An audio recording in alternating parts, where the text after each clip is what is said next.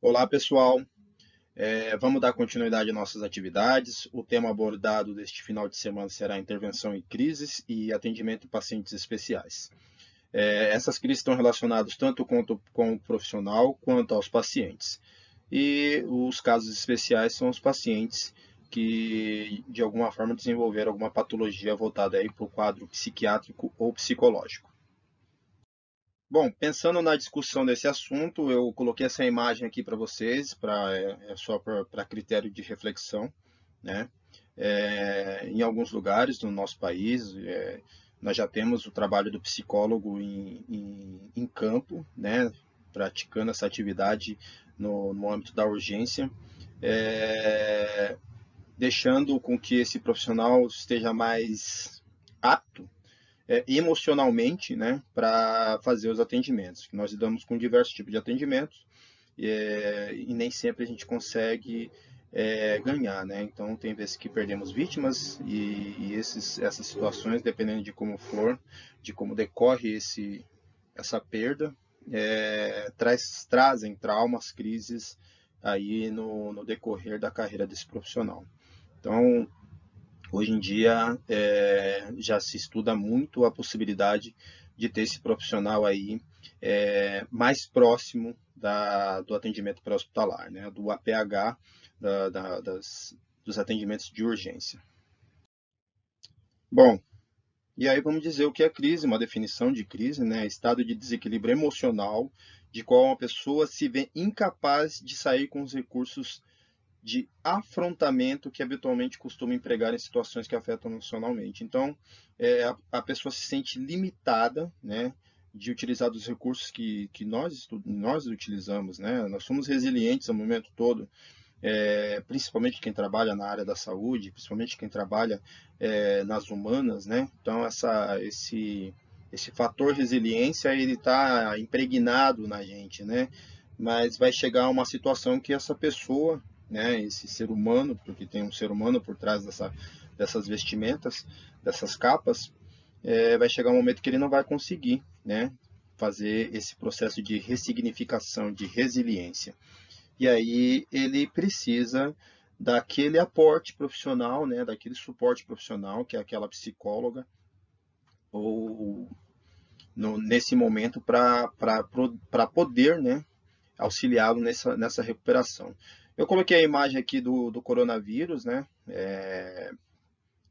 para reflexão também, né, porque é algo que está acometendo aí em esfera global, o mundo todo está sendo mudado, nós todos estamos sendo obrigados a, a se ressignificar, né, tanto em ambiente de trabalho quanto no nosso ambiente domiciliar, nossas vidas, né? Então, em todos os sentidos e os processos, nós estamos tendo que fazer essa ressignificação. E em alguns pontos as pessoas não sabem por onde começar, e aí onde bate, né, a sensação de impotência, e elas acabam entrando em crises, né? Então, a imagem é só para ilustrar, né, para a gente refletir quanto ao momento que estamos vivendo, e, e aqui é a definição de crise, tá bom? Uma das, porque existem vários estudiosos que vão colocar de formas diferentes, tá? Com contextos, com definições um pouco diferente dessa daqui. Isso aqui é uma definição é, bem simples para a gente entender aí quando se depara nesse momento aí, tá? De crise. Todos nós, tá? Tanto o, a, a pessoa, o paciente que precisa do nosso atendimento nesse momento, que são diversas. Eu mesmo já fui atender várias vítimas, vários pacientes com quadro de ansiedade devido a esse problema da pandemia, que teve que fazer mudanças abruptas na vida dela. E às vezes ela só quer falar e ser ouvida, e nós profissionais também, né? Temos que fazer essa mudança de forma tão radical na vida de todo mundo, tá bom? Bom, para seguir aí a definição, né, o que eu já disse anteriormente, essa imagem também é bem interessante, né? Aqui está mostrando o que acontece no momento de crise, quando as pessoas conseguem fazer esse processo de resiliência, de ressignificação. E na imagem aqui, ilustrando, mostra duas pessoas, né, que a gente sempre precisa de ajuda. Então, esse apoio emocional, né, pode vir de profissional ou de qualquer outra pessoa, desde que nos ajude, né, ou nós ajudemos alguém a sair daquele momento de crise, tá? Aí o que diz aqui que o indivíduo busca um equilíbrio entre si mesmo e o seu entorno. Então ele vai se apoiar em pessoas que tenham o mesmo propósito que ele, né? A ressignificação.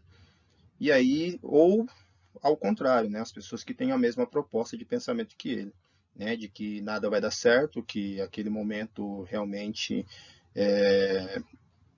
não tem solução, resolução, tá? Então, esse momento é onde o indivíduo busca esse equilíbrio, ou para o lado positivo ou para o lado negativo, tá bom? Crise reflete uma manifestação violenta e repentina de ruptura do equilíbrio.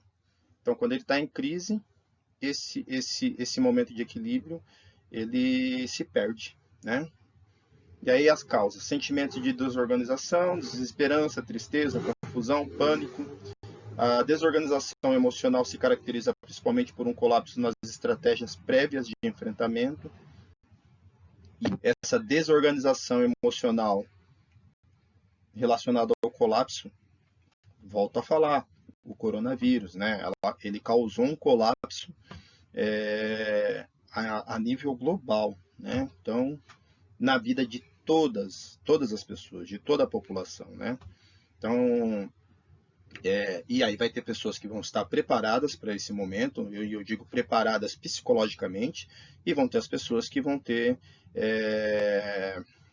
essa desorganização emocional exacerbada, né? Precisando de apoio, de suporte profissional para estar revertendo esse quadro de crise emocional. Bom, gente, eu prometo que essa é a última imagem do coronavírus que vocês vão ver aí, mas eu optei por pôr ela em alguns slides, principalmente para dar ênfase aí no tema, né, que está relacionado à crise, tanto voltada para âmbito profissional, né, dentro do local de trabalho, como o indivíduo como um todo, né? Porque nós não somos só profissionais, nós trabalhamos e temos a nossa vida aí social, né? Então a gente não vive só para trabalho. Então o coronavírus de uma certa forma veio para provocar mudanças na vida das pessoas em todos os âmbitos, né? Então nós mesmos estamos aqui nesse momento tendo essa discussão, esse aprendizado em ambiente virtual devido ao coronavírus, né? Porque nós poderíamos estar todos reunidos em sala de aula para estar discutindo isso, mas nós estamos aqui fazendo esse momento através desse ambiente virtual. E aí, reforçando, né, o que eu disse, vão ter pessoas que vão estar preparadas para isso, pelo menos emocionalmente, e fazer com que esse momento de crise, de mudanças, ele consiga evoluir para melhor, né? Ter ideias, ter facilidade para se readaptar, e vão ter pessoas que vão ficar estacionadas ou que vão ter um regresso, né, desse quadro emocional, onde vai desenvolver os quadros de crises agudas aí, podendo evoluir para psicomanias, tá bom? E aí esse indivíduo ele pode seguir por dois caminhos, né? A resolução satisfatória, que vai auxiliar nesse desenvolvimento dele, ou a não satisfatória, ou insatisfatória, né? Que pode aumentar o risco, né? Deixar ele vulnerável a desenvolver transtornos mentais, né? E aí nós temos aqui a resolução adaptativa, né? Ela tem uma tríade e um ponto crítico. A tríade é aprender a primeira, né? Primeiro ponto da tríade, aprender estratégias para o futuro. Então tem que preparar essa pessoa para desenvolver essas estratégias para lá no momento de crise dominar toda aquela situação em que ele está vivendo, com aquelas estratégias planejadas lá anteriormente, e aprender a trabalhar em cima dos seus conflitos passados para que esses conflitos não interfiram na sua no seu quadro emocional. Tá? E o ponto crítico é esse aqui, né? É fazer com que esse profissional, essa pessoa, seja capaz de conseguir tomar alguma direção de modo positivo, né? Pensando no crescimento, na recuperação deste momento de crise, né? Ou de momento onde possivelmente pode se instalar uma crise, deixar ele preparado para este momento. Bom, aqui só vamos falar rapidamente das etapas da crise, tá bom? O que pode precipitar uma crise e o que como ela pode se desenvolver caso isso não seja solucionado, tá bom? Então as etapas da crise falam aqui de desordem inicial, intrusão e negação, tá lá no início lá da minha tríade, né, das minhas situações de desordem, tá? E elaboração e término resolução, né? Esses estão lá na segunda e terceira parte da minha tríade daquelas resoluções adaptativas.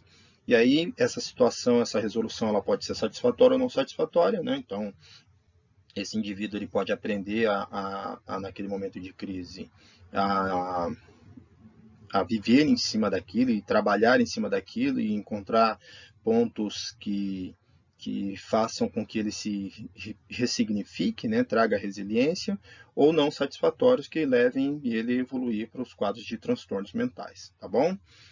E aí o que precipita uma crise, né? Qual o significado do fato na vida do indivíduo, aquele momento, aquela crise, o que desencadeou aquilo, né? Aquele impacto.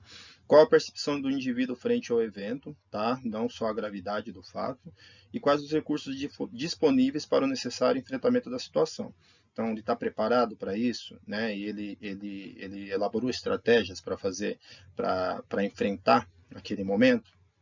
E aí o transtorno, né, estresse agudo que fica lá na minha resolução não satisfatório, né? Sintomas dissociativos, ausência de resposta emocional, sistema de desconexão, redução do reconhecimento do ambiente, sentimento e realidade, amnésia dissociativa. Então, diversos outros transtornos que essa vítima vai desenvolver se ele não estiver preparado para nenhum desses momentos aqui das etapas da crise. Aqui nós temos uma tabela que está falando a respeito de crises evolutivas e crises circunstanciais, né? Então as evolutivas estão aqui relacionadas à realização não satisfatória das passagens desse desenvolvimento desse indivíduo, né? E as circunstanciais é o que acarretou, né? O que pode acontecer com esse indivíduo após essas crises evolutivas, né? Então ele não prevê, ele não controla isso, tá bom? E aí tem alguns exemplos aqui. Então as evolutivas são previsíveis, podem acarretar mudanças fisiológicas e psicológicas. As circunstanciais imprevistas, comovedoras, intensas e catastróficas, dependendo de como essa vítima, esse indivíduo reaja. E aí nós temos um exemplo aqui que é interessante, se vocês prestarem atenção no que eu disse lá do puerpério, da gestante na aula anterior, a gravidez, né? Gravidez, o parto, a infância, a adolescência, a aposentadoria, o envelhecimento e a morte.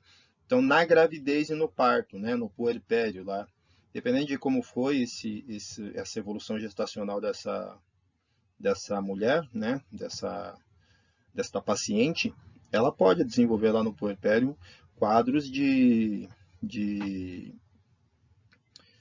transtorno pós-parto, né? E aí ela fica com transtorno mental devido a essa gravidez, né? E de como ela foi conduzida até o final dessa gestação, tá bom? E aí, como foi a sua infância, a sua adolescência, isso também interfere muito, tá? E aqui tem um exemplo, ó, perda de uma fonte de satisfação básica, o desemprego, a morte abrupta, né? Nós estamos preparados para a perda da integridade corporal, as enfermidades, os desastres naturais, as violações e os acidentes. Tudo isso aqui são imprevisíveis, né? Mas eles podem ser evitados, né? Aqui, ó, nas evolutivas, né? Tudo isso daqui, ó, pode ser evitado aqui, ó. Aqui são previsíveis, aqui são imprevisíveis, mas uma está ligada à outra, porque as minhas evolutivas, se elas não forem controladas, elas vão evoluir e desenvolver para alguma circunstância, tá bom? E pode ser negativamente, na maioria das vezes negativamente, porque está relacionado a não satisfatórias. E aí vai depender muito de como é o controle emocional, a saúde emocional desse indivíduo para saber lidar com essas crises em si. Aqui está dando a definição da palavra que estou usando tanto aí nos slides anteriores, né? Resiliência, ressignificação. Então, aqui tem um exemplo muito bom, né? Falando de mesma crise, resposta diferente. Então, eu posso ter vários indivíduos passando pela mesma situação com respostas diferentes, né? Uns respondendo positivamente emocionalmente e os outros negativamente emocionalmente, né? Evoluindo para os quadros traumáticos. Então, essa resiliência, essa ressignificação está relacionada a isso, né? Equilíbrio quando acometidos por situações traumáticas, e esses indivíduos resilientes, eles permanecem em níveis funcionais apesar da experiência traumática. Então ele consegue, toda vez que ele passa por uma experiência traumática, né, por um quadro de crise, fazer a ressignificação, resiliente. Ele consegue achar algo para combater aquele momento de crise, né? E conseguir se reerguer, se reinventar, se ressignificar, tá? E aí, aqui está uma definição desse trauma, como ele se caracteriza, né? Traumatismo, consequências no organismo a uma violência externa, então pode ser agressão, acidente automobilístico, queda, campo de guerra, assalto, estupro, qualquer um tipo desse evento, tá bom? Tanto na parte física quanto emocional. Evento traumático, né, é algo destrutivo na vida do indivíduo, família, comunidade e comunidade afetada, né? Então, não é só a pessoa, né, que acaba estando no meio deste trauma, né? Acaba mexendo com todo o seu meio ali, né? Seja familiar ou sociedade como um si, né?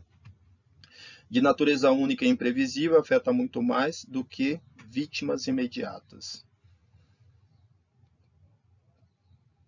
Pode acontecer em qualquer momento ou lugar, então não escolhe lugar nem hora, e pode fornecer ou desenvolver um quadro psicopatológico, tá? Então isso aí é o que caracteriza um trauma, né? E aí qual é o nosso papel nisso tudo, nessa intervenção de crise, né? Primeiro que tem dificuldade, né? E isso em âmbito global, tá?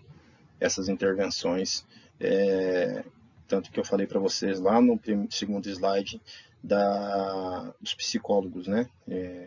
No local, nas cenas onde tem esses eventos. Então, esses protocolos ainda são discutíveis, mas necessários, tá? Exerce influência do funcionamento psicológico do indivíduo, tá bom? Os objetivos é ajudar a acionar a parte saudável preservada da pessoa. Então, como eu disse lá, aquele exemplo da seta, né? Eu preciso de pessoas com o mesmo pensamento, né? Então, eu tenho que trazer o melhor daquela pessoa para conseguir fazer reverter esse quadro de crise, tá bom? Então, eu tenho que acionar a parte saudável mesmo dela, tá? Facilitar condições necessárias para um novo modo de funcionamento psicológico, interpessoal, social, diante de uma nova situação. Então, a ressignificância, tá bom? Mostrar para essa pessoa esses caminhos que ela pode percorrer. E durante a crise, tem que pensar que esse indivíduo precisa e quer ajuda. Então, ele vai estar mais apto a aceitar esse recurso de ajuda, tá bom? Então, o mínimo que você fizer vai ser muito para ele, tá? E aí, como intervir na crise, né? Ativos e diretos orientados para obter objetivos rápidos, por isso que eu tenho que acionar lá a parte saudável dele, tá bom? Atender com agilidade e flexibilidade, colocar em prática ações para resolução de problemas satisfatórios, não satisfatórios não, tá? Os não satisfatórios eu não tenho que pensar neles, tenho que pensar em resoluções satisfatórias, tá bom? Para que ele supere aquele momento de crise.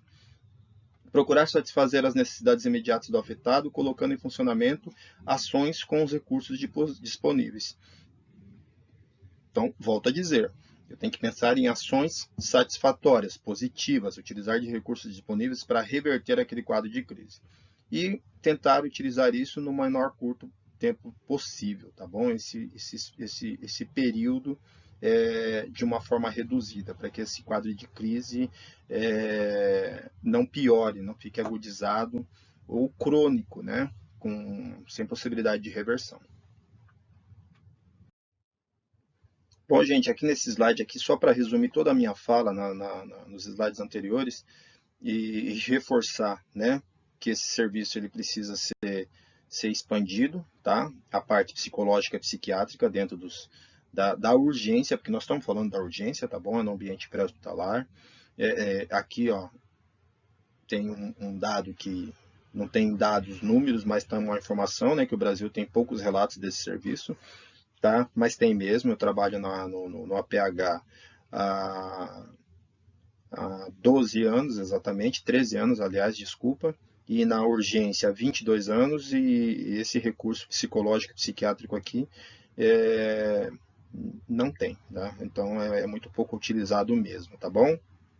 E aí,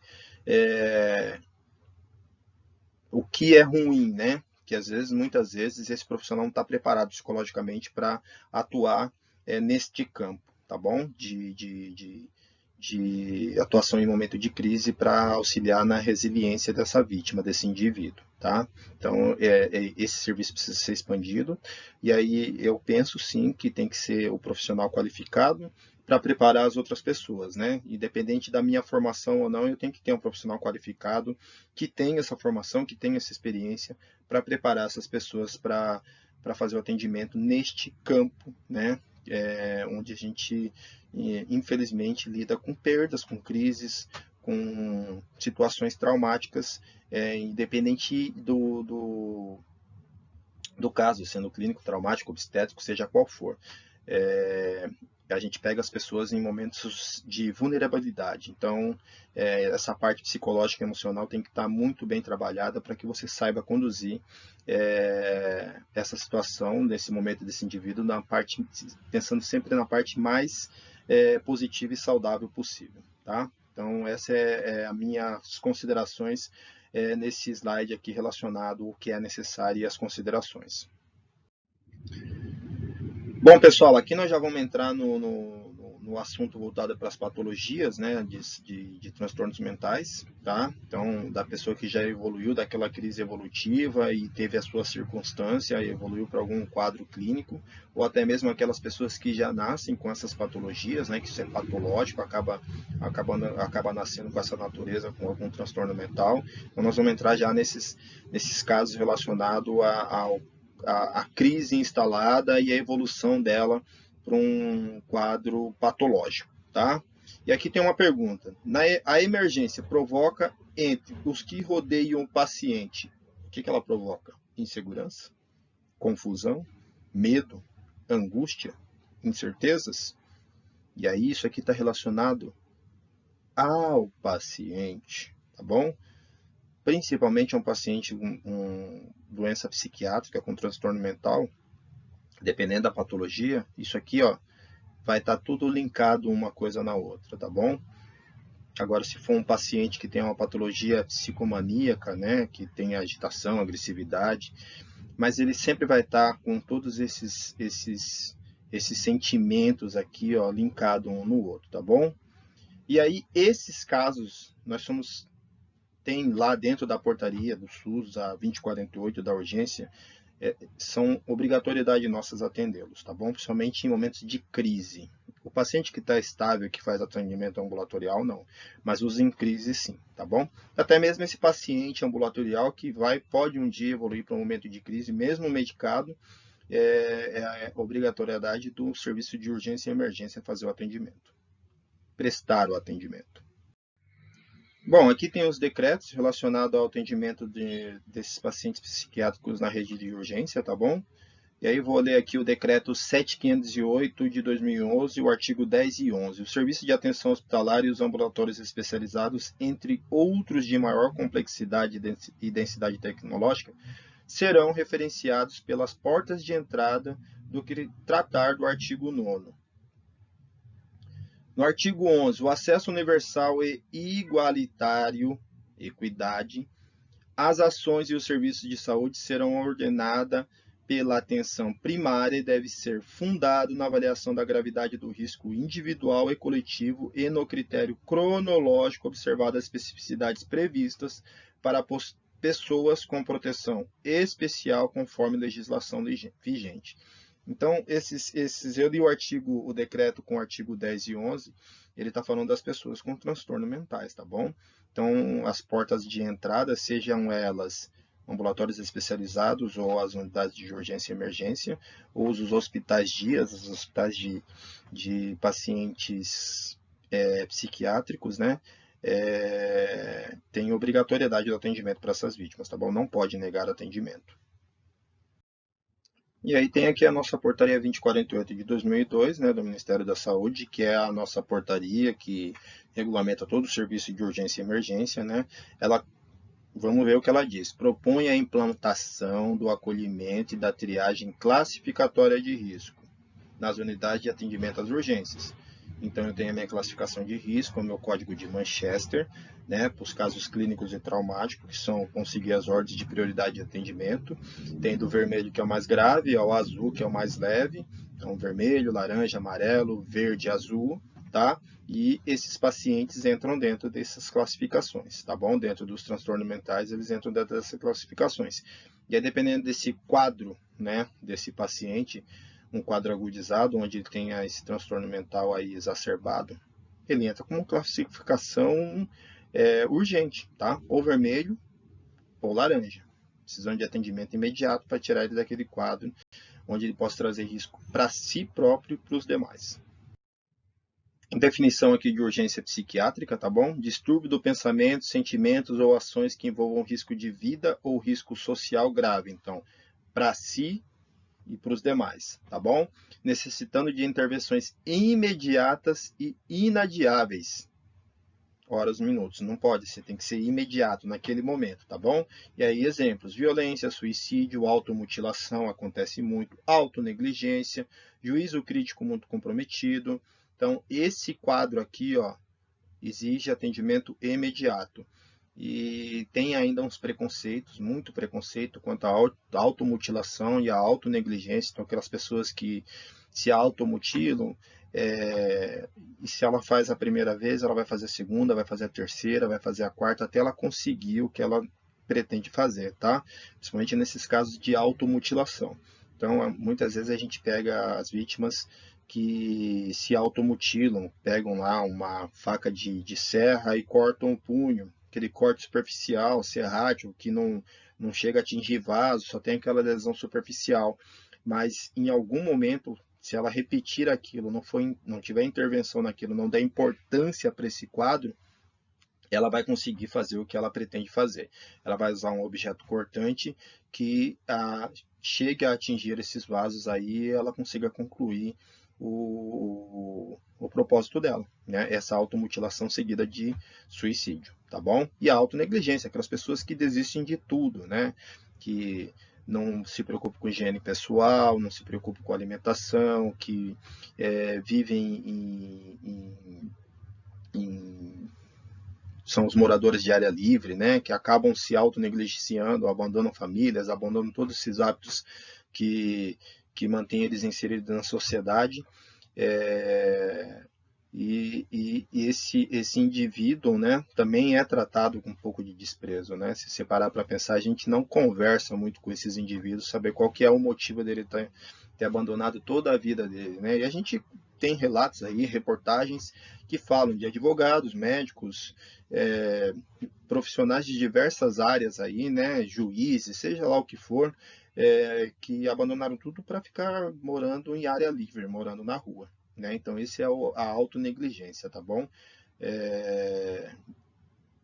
E a gente tem que procurar saber o que é, o que levou ele àquilo e tentar tratar. É claro que isso que você não pode dar, não pode abandonar e nem menosprezar esses casos. Se a pessoa vai aceitar aquilo, vai depender muito lá do quadro dela, da crise, né, evolutiva, circunstancial e como ela vai se readaptar, se ressignificar em cima disso, tá bom? Urgência psiquiátrica, distúrbio de pensamento, sentimentos, ações que impliquem aqui, isso já está lá em cima, já disse para vocês, tá bom? Situações eletivas. A rapidez da intervenção não é critério essencialmente importante. Ansiedade leve, distúrbios de relacionamento interpessoal, informações sobre medicações e fornecimento de receitas. Essas são situações eletivas dos atendimentos da urgência e emergência psiquiátrica, tá? Aqui nós vamos falar um pouquinho de alguns quadros, né, que esses pacientes apresentam aí quando eles têm algum distúrbio na emergência psiquiátrica, tá bom? Então pode ser por alguma ingesta de droga ou álcool, tá bom? Então exógena vem de fora, tá bom? Esse paciente fez ingesta desses narcóticos e acabou apresentando essa alteração psicomotora, tá bom? Ela pode ter comprometimento da consciência, que pode ir desde a confusão até o coma, pode variar durante o dia. Essa psicogênica aqui, o que acontece muito, uma situação psicotraumática numa personalidade pré-mórbida, suscetível, que pode levar a uma agitação de tipo psicogênica, tá? Própria de personalidade muito primitivas, desestruturadas e que descompensam facilmente. Traumatismo, né? Algum traumatismo relacionado lá ao seu estilo de vida. Então, na sua infância, na sua adolescência, na gestação, isso está muito relacionado nessa parte psicogênica, tá bom? Endógena, frequente em psicoses esquizofrênicas, psicoses maníacas ou depressivas. Esse aqui é aquele paciente que nasce com algum distúrbio já, né, que ele tem essa patologia aqui, e ela pode, e muitas vezes pode aparecer e ser identificada com o decorrer da vida, tá bom? Às vezes você não consegue identificar essas psicoses aqui, essas origens endógenas de imediato, né? Somente na fase infantil, tá bom? E aí vai desenvolvendo isso aqui, vai exacerbando. Quando você começa a tratar, às vezes já está numa fase bem avançada.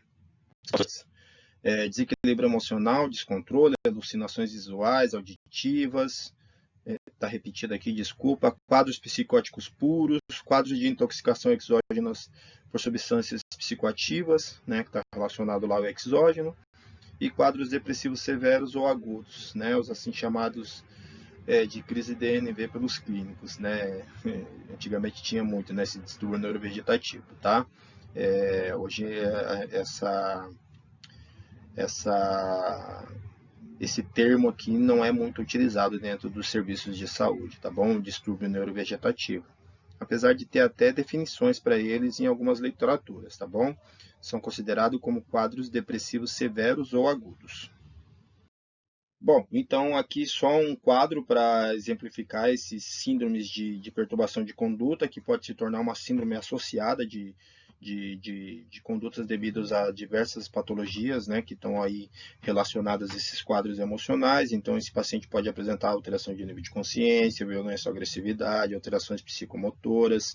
Elas podem estar relacionadas a alguma etiopatogenia endógena, exógena ou psicogênica, que está lá naqueles nossos quadros relacionados, né? Então, algo que é dele mesmo, a patologia, que ele nasceu com aquilo, algo que ele ingeriu, ou algum quadro, alguma crise emocional que desencadeou aquele quadro de perturbação de conduta naquele momento, tá bom? Então, na motilidade pode ter aumento da agitação psicomotora, diminuição de síndrome estuporosa, então essa pessoa pode ficar inconsciente, sonolenta. Na parte de agressividade ou violência, ela pode ter essa autotentativa de suicídio, né, a automutilação, a autonegligência, ou a tentativa de homicídio, né, trazer risco para as outras pessoas, tentar agredir ou colocar em risco demais indivíduos ali dentro daquela sociedade, então a família, os amigos ou quem está em torno dele, tá?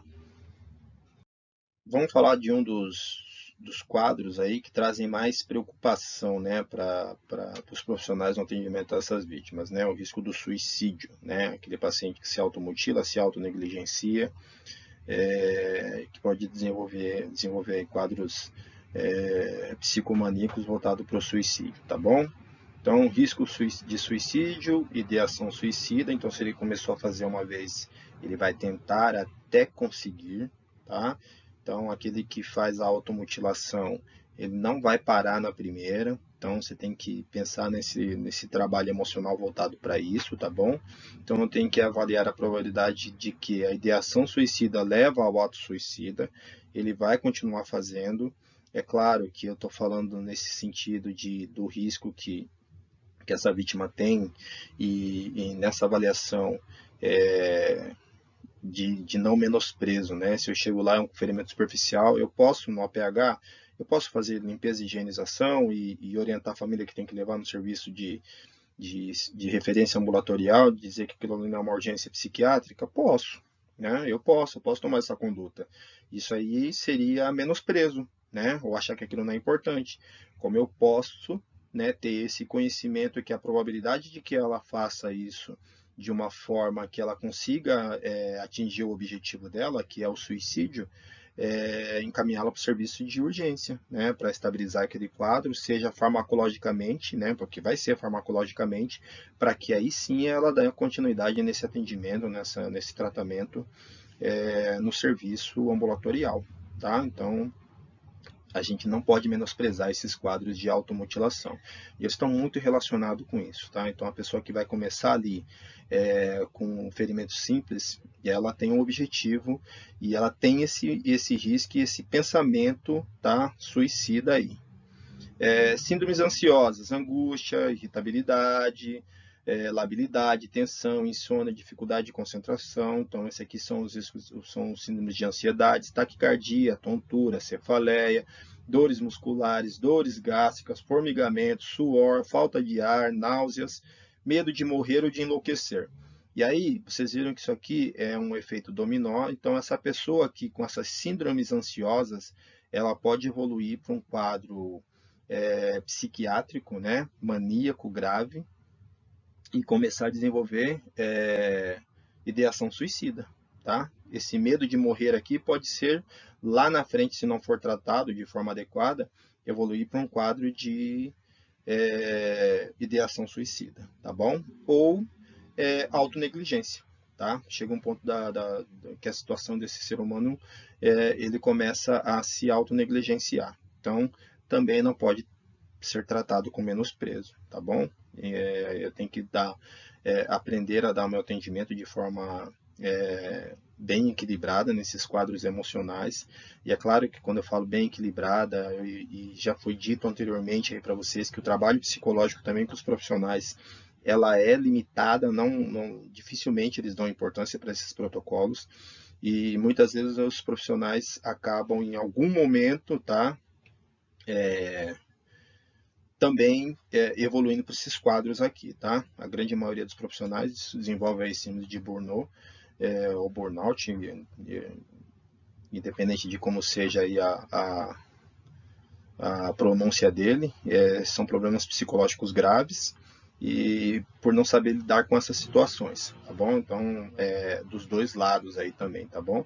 O profissional que atua dentro dessas áreas também pode evoluir para um quadro de desordem emocional, tá? Então, em algum momento pode ser que isso aqui fique exacerbado na cabeça de um profissional. Ele tem que estar preparado e para isso precisa de estratégias, né, em âmbito de gestão, na parte psicológica e emocional para trabalhar esse paciente, para que ele esteja preparado para atender esses diversos quadros aí relacionados a crises emocionais e psicológicas. Bom, aqui nós vamos falar um pouquinho da abordagem, tá bom? Inicial, então, tanto no manejo, né, no manual, quanto as técnicas farmacológicas, tá? As técnicas farmacológicas por questão de conhecimento. Os exemplos que tem aí a seguir são mais voltados para o manejo, tá bom?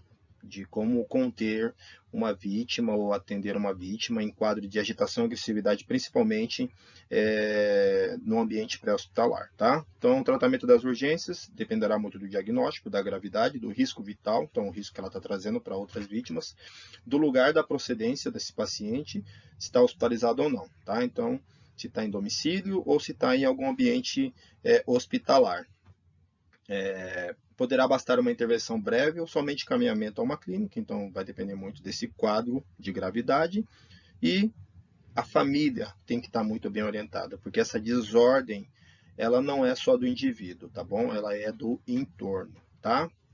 Objetivos: estabilização do quadro, tá? Evitar o risco vital, reparar o dano se houver, avaliar o sofrimento, prevenir a repetição desse episódio.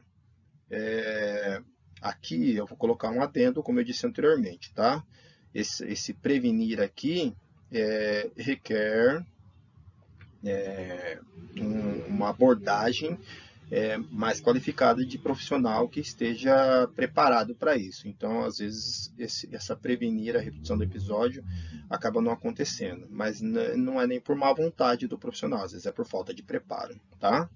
Estabelecer hipótese diagnóstica, exclusão de uma causa orgânica, então vou excluir causas orgânicas, né?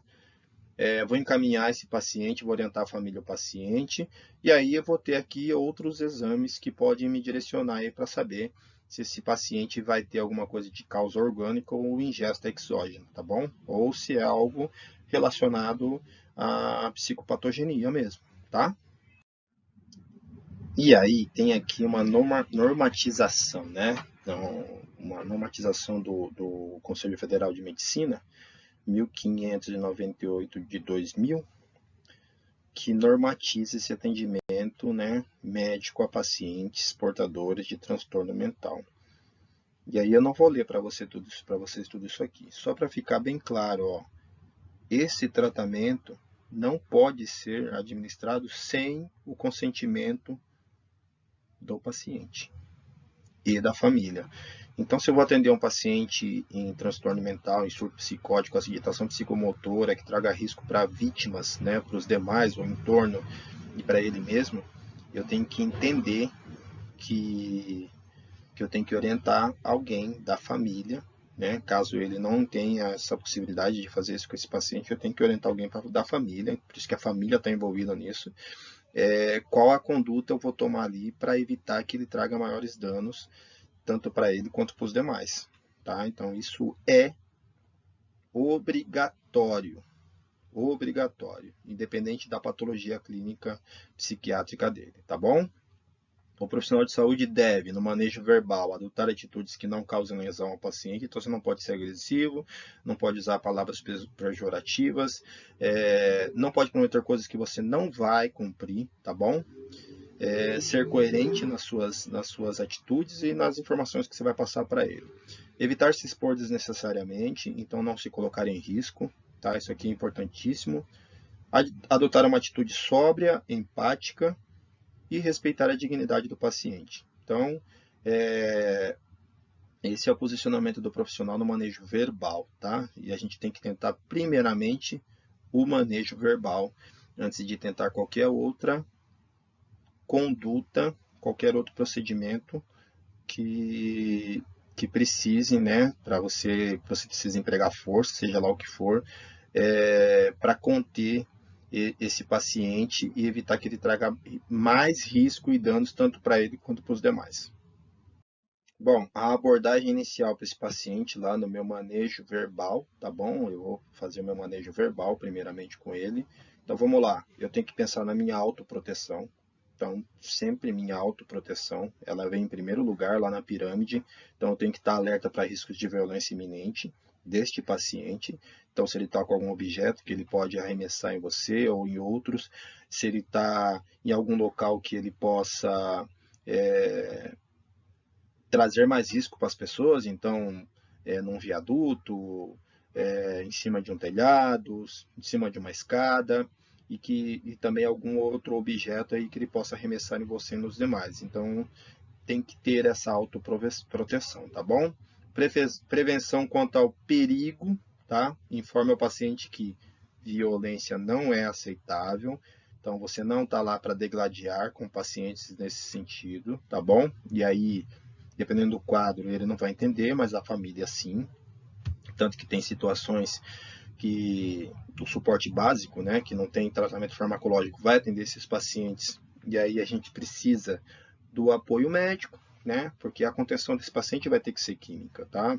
Porque não tem como transportá-lo ou atendê-lo sem que essa contenção química seja feita, então farmacologicamente.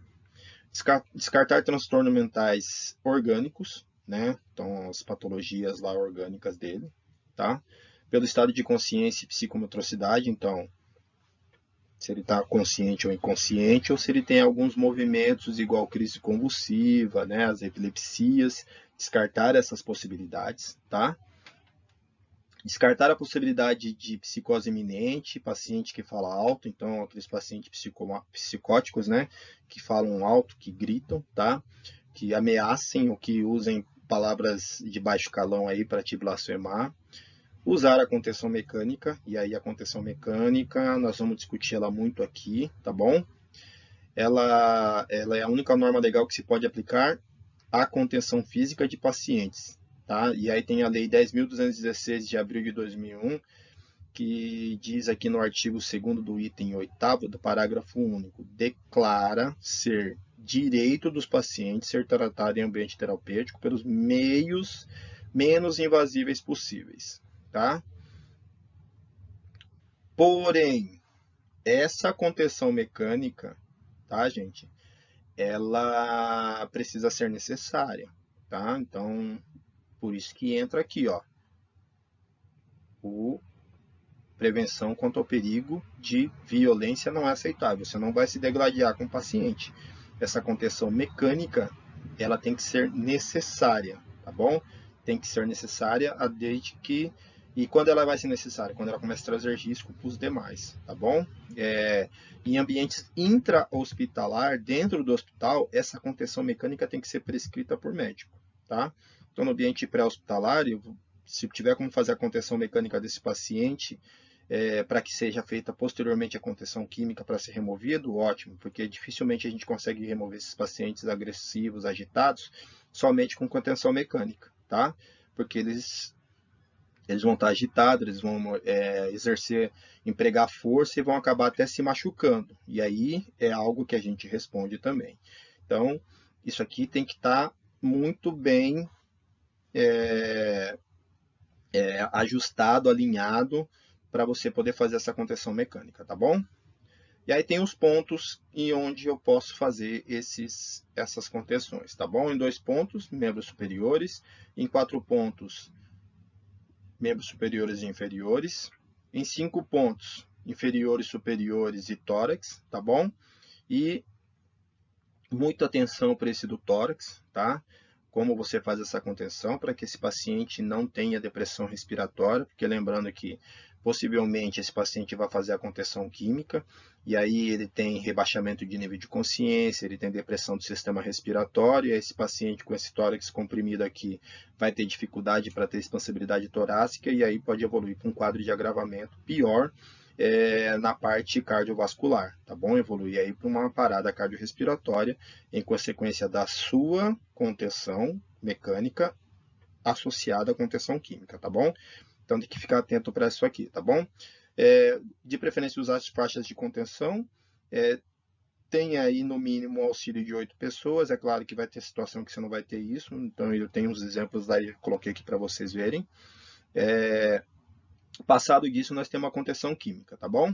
Aí a contenção química tem o objetivo do quê? Primeiro, tirar ele do quadro de agitação. Ponto. Essa é o objetivo inicial, principal da contenção química, tá? Porém, tem os cuidados que eu disse anteriormente, tá? Vai rebaixar o nível de consciência, vai ter depressão do sistema respiratório, e aí eu tenho que me atentar muito para esses quadros nesses pacientes, tá bom? Porque se ele tiver feito uso de alguma substância exógena, né? Álcool ou drogas, algum entorpecente, a ação desse fármaco pode exacerbar esse quadro, né?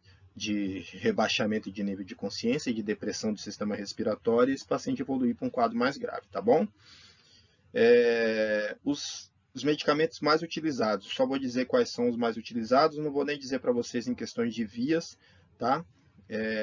Mas por questão de conhecimento. Os antipsicóticos convencionais, que é o haloperidol e a clorpromazina, o Aldol, quem já conhece, se alguém já ouviu falar, e a clorpromazina é o Amplictil, tá? Os benzodiazepínicos, então esses aqui são os psicóticos, tá bom? Para aqueles pacientes que têm psicose, têm alguns quadros de mania. Os benzodiazepínicos, que a gente usa também nos quadros convulsivos, nos quadros de ansiedade, é o diazepam, lorazepam e midazolam. E os antipsicóticos da nova geração, tá? esses aqui só via oral. Olanzapina, aripiprazol, desculpa, e ziprasidona, tá? A gente tem esses tipos de fármacos para fazer essa contenção química, tá? Com muito cuidado. Bom, pessoal, como eu falei que a gente vai utilizar mais a contenção mecânica do que a química, eu tenho aqui para vocês umas imagens, uns exemplos de contenção química, tá bom? E aí eu tenho com um número de 8 pessoas e um número de 3 pessoas, para vocês entenderem como que faz essa contenção mecânica, tá? Então, tem aqui o passo a passo e as imagens para vocês verem. Então, imobilização. Primeiro, posicionamento da equipe. Ó, importante, meu paciente no centro, eu tenho que manter pés afastados para dar apoio ao corpo, é igual lá a minha vítima de engasgo que evolui para a consciência quando eu faço a manobra, eu tenho que ter no meu pé de apoio para caso essa vítima apresente um quadro de inconsciência.